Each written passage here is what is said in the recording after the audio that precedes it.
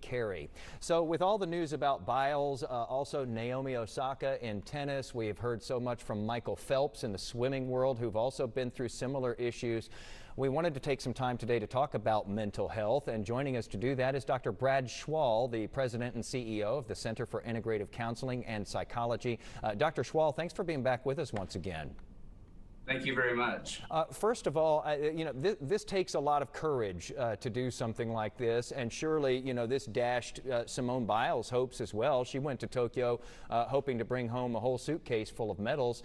It's a hard decision to make, but certainly the right one if you know that it's the right one for you.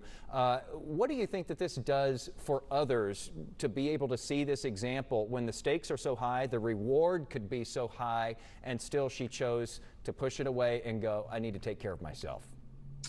Right. She has modeled a good assessment of well-being and management and care for her own mental health in many ways.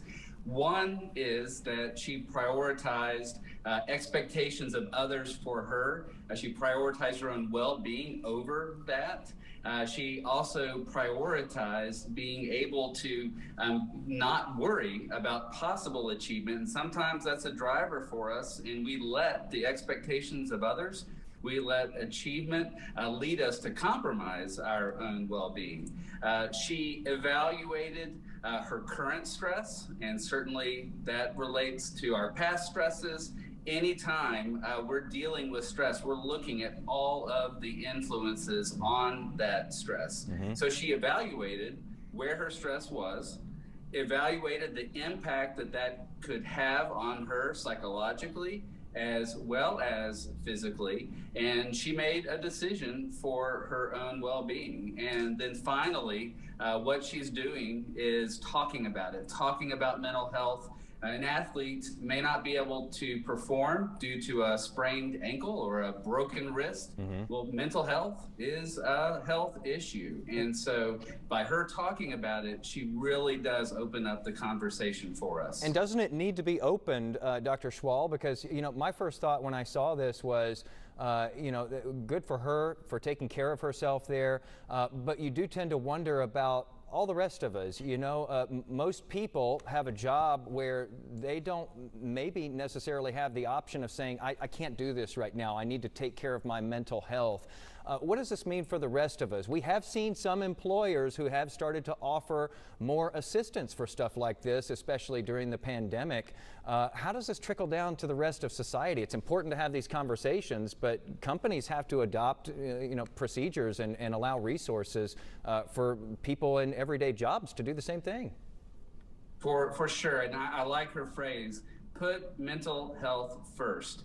The reason why we need to put mental health first is because our mental health impacts every aspect of our lives, our relationships, our physical health, and our performance at work. We put mental health first by managing our well-being every day, having support, talking to others, doing actions that allow us to center, making sure that we're eating well, exercising, getting good sleep. And then what you're saying about companies, about organizations supporting staff, we must make counseling available and accessible. And that's what our therapists here at the center do, working hard to have people, encourage people to talk about mental health, and then also making sure they know what resources are there, that insurance does cover counseling, that there is in-person counseling now available, with telecounseling still continuing to be a very convenient resource, absolutely. So our number one goal is we do need to talk about it, and what we're talking about is putting mental health first. How can we day by day take care of ourselves, prioritize our well-being? In the end, that helps us to reach our potential. Mm-hmm. Often in life, we want to avoid the negative. We want to not talk about where we're struggling. And we've been wearing physical masks. Mm-hmm. We wear emotional masks where we don't want people to see that we're hurting inside. Mm-hmm. But the truth is, when we allow ourselves to share and to talk, that gives us strength. It shows strength, and it also gives us strength. So in order to be well, we have to talk.